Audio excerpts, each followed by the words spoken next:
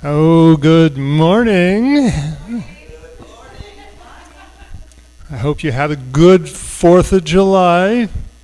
Yes, well, Susan and I went and protested at our favorite spot on Saturday. And, of course, it's always protesting the tyranny of this administration. And anyhow, when we think of freedom, we had the freedom to do that. And that we can appreciate. And I'm not going to be talking about that kind of freedom today. I'm going to be talking about the inner freedom, spiritual freedom. This is the inside job. This is what Zen calls the 180 turn, where we stop looking out this way and we start looking this way. What is awareness? What is consciousness? These are big words. What is freedom? What's that all about? First off, we have to ask, when we think about spiritual freedom, who is the one that put us in bondage? Number one, and if that's the case, who's keeping us in bondage? And if we think about it, who's keeping us in bondage and who has put us in bondage is the person that's sitting in your seat. So what's this all about? And is it any more than a story? Last week, Johanna did a wonderful job of talking about stories and how stories limit us. And we have our own stories that most of us, I'll speak for myself, that I'm not even aware of that are stories there. That they take exploration and this is what we call the shadow. The shadow is the stories that we're not able to access because they're kind of in the shadows. And these are the stories that subconsciously limit us. So when we talk about spiritual freedom, we've got to take a look at the stories that prevent or are preventing us from happening. So when we talk about waking up, we're really basically waking up out of the stories. Now, that's a tall task in a sense. If you don't know you have the stories, how can you wake up out of them? Well, that's where the curiosity and interest comes. See, you're going to have to be curious about something to really delve into it. And you're going to have an interest that will sustain you in your curiosity. So both are important. Curiosity and interest, they're really, really important. I mean, they're the essence of the spiritual journey. And the spiritual finding. And I want to emphasize that the journey is continuous, and you find so much along the way.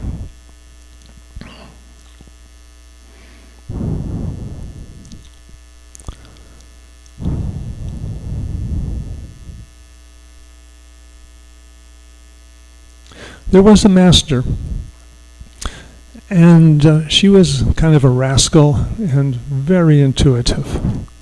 And the seeker came to her and said, I want to find freedom. I want to be free. I want spiritual awakening. I want this. I want that. And the master started rolling her eyes and goes, oh yeah, one of those.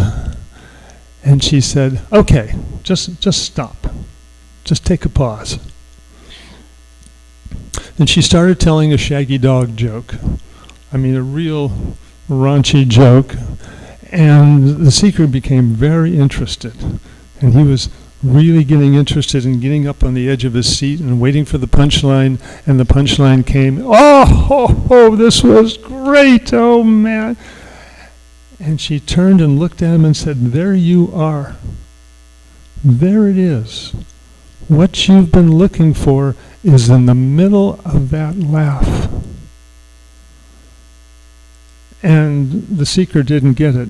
He says, I don't get it. Just stop. What didn't you get? Well, I didn't get anything. That's the point. you were silent. And in that silence, your story disappeared, your problems disappeared, you disappeared. It was only laughter. You were in the oneness. That which you were seeking was always there. But when the story stops, your true essence is revealed. And it's only that simple. Well, I don't get it. No, you're not supposed to get it, but you know it, and you can't speak about it. Well, okay, and so off he went. I talk about that story because it speaks to the stories that we tell ourselves. That seeker thought awakening and enlightenment was going to look a certain way. It needed to show up a certain way. You had to work for it. It had to be difficult. You had to strive. But that's a story. What if that's not true? So, about 20 years ago, Susan and I used to go to these 5-day meditation silent retreats, and we went to a lot of them. But there was this one retreat, and during the middle of the day, the teacher invites questions. And this woman came up, and she was going on, and she wasn't talking about a question. She was just talking. So she was talking, and everybody in the audience, we were all falling asleep. And then Adia stops her. He just says, stop. That's all story. So what? Well, that's easy for you to say. You're enlightened. And he said, wait a minute. What evidence do you have that you're not enlightened right now? And the whole room woke up. What was that? What was that? Because he was speaking to me too. What evidence do you have that you're not awake and enlightened right now? What evidence do you have? I think it depends upon your focus of attention. Can you even access the silence that's within the room? Well, the woman was stopped. The whole room stopped. And it was like one of those Jedi mind tricks that was going on. And it was like, and I remember it, and I can remember the feeling of that moment. It's like, oh, I get it. It's already here, and it's my job to just reveal it. It's always been here. I need to reveal it. And have I seen it and haven't recognized it? Yes, that's the trick. We've all had these experiences. But have we recognized them? So, let's try a little experiment. Close your eyes. Just feel your seat. Nothing special to do. You're just resting. And if you can think about a lovely garden, and like the garden in the backyard there by the cottage is a lovely place, and imagine the sun is there. It's warm, but you're shaded so it's just right. And you can hear the buzzing of the bees as they work on the lavender. And you're just feeling, it's like just sort of cruising on one of those warm afternoons. And it kind of brings you back to your childhood. And there you are, and there's no place to be other than just that moment. And it feels yummy. Nothing special, but just yummy. And without any warning, this bird descends and lands on a perch very close to you. And you look over at the bird, and the bird turns its head and looks back at you. And for a moment there is a connection, an understanding, a transmission of something very special. You can't name it, but it's there. And it seems like time stops for that moment. And if we look into that moment, there was no watcher, there was just the bird. There are no longer any problems. There's just nothing, it's timeless. And the bird, after a moment, then flies away. And the mind comes back now to comment, wow, wasn't that special? And even that was too much. If you were just to go back before the mind started talking, that was the gap. That's the sacred pause. That essence of being and presence was there. And we've had those moments. Now, if you come back into the room, and perhaps with a show of hands, how many people have had those experiences where time has stopped?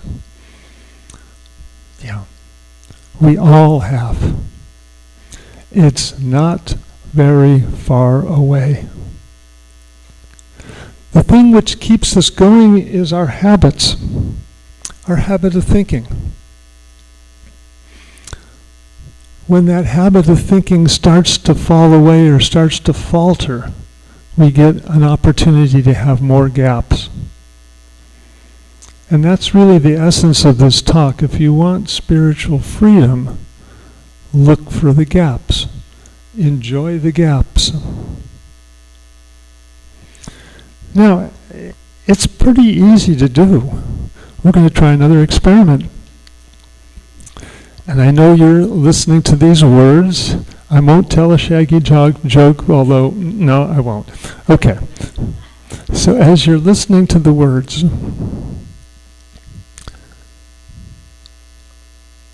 listen to what's between the words. Notice if something happens as you listen to the words coming, and then there's a gap.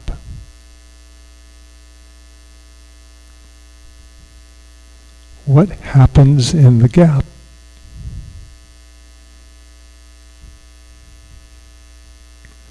It's just a gap.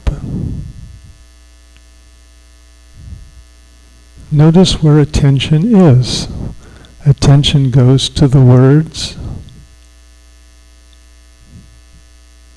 but can it also go to the gap, the quiet?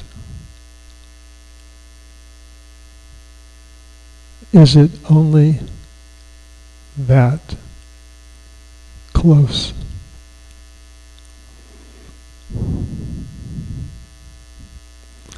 We go to these gaps a lot, and we're not aware of it. These moments of silence that we're not aware of it. I call the gap sacred because it is in those moments when I get a break from myself, where my problems disappear, my thoughts disappear. I am just present. If you think about a teapot, and if you had this gorgeous little teapot, and it was solid clay, how useful is it? It's pretty, but it's no use at all. You can't put tea in it. Well, I think as we become older and older, our teapots are filled with our stories. And there's no room for any tea. We're no longer useful in that our stories inform us that we already know. There's nothing new to really know. We'll live our life automatically, like we do automatically. But as children, there was room in that pot. There was room to wander. There was room to wonder. There was room to loaf about. Nothing to accomplish. I don't have my agenda to get going today.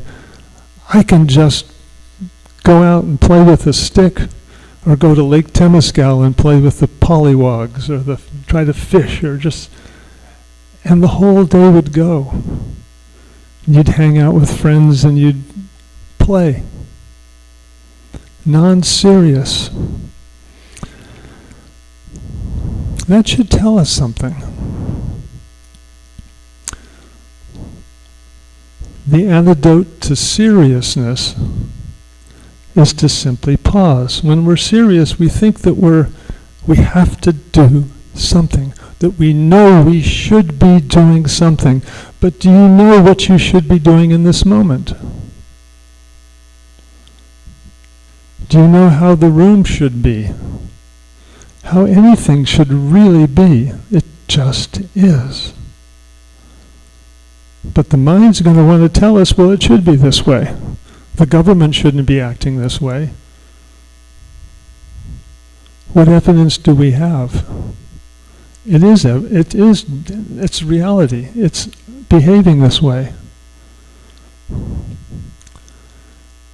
So there's something about relaxing and allowing things to be.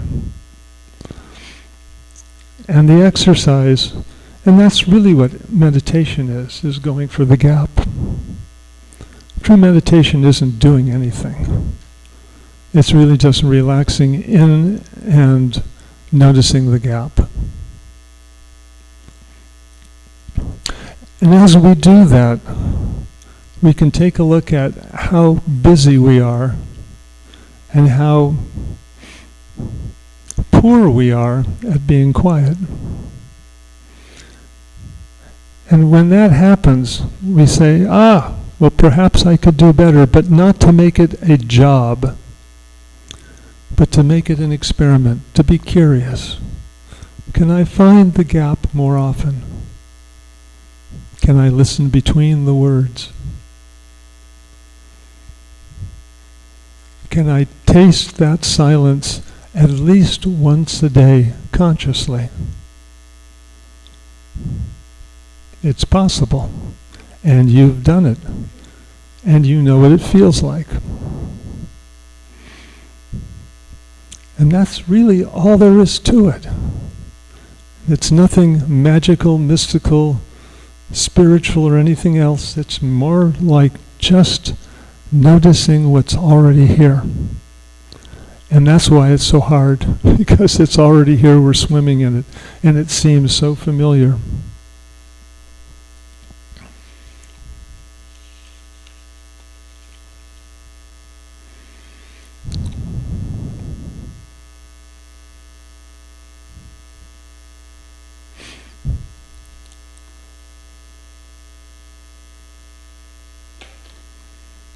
I have no idea what time it is. It says I've been talking for 37 minutes. I don't think so.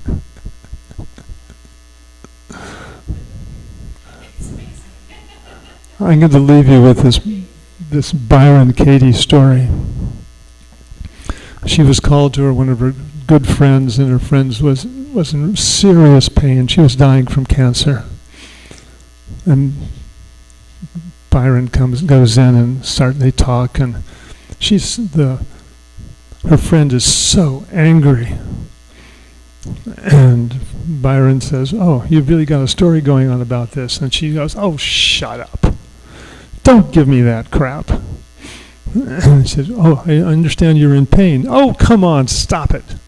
Don't do your spiritual crap on me right now." I'm just really angry. And well, what's going on? I mean, what's causing all this suffering? And so the lady whips over the covers, and one leg is really swollen. It's like huge, and the other one looks normal. And she says, there, see? And Byron says, oh, I do see. You think that leg should be the same size as the other leg. And the woman just stopped right there. There was that gap. And she caught herself in the story that something should be different than the way she was demanding life to show up. She was demanding that there wasn't, that the reality was going to be different, that it was supposed to be different. And that was her suffering. And she saw it, and something really relaxed. She caught the story. This is what we're capable of doing. And so, there's no easy way to end this all. I mean, just to wrap this whole story up, this talk up, other than we're run by our stories, and when we go into the gap, the story disappears. And as we spend more time in the gap, the stories become less important. And so I'm going to leave you with this affirmation, and you're going to repeat it after me. Today I embrace my ability to pause. Today I embrace my ability to pause. I pause before I speak. I question all my stories. And I consciously and intentionally choose my best path forward.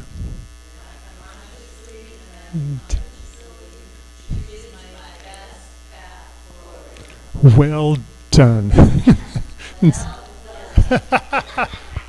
And so it is.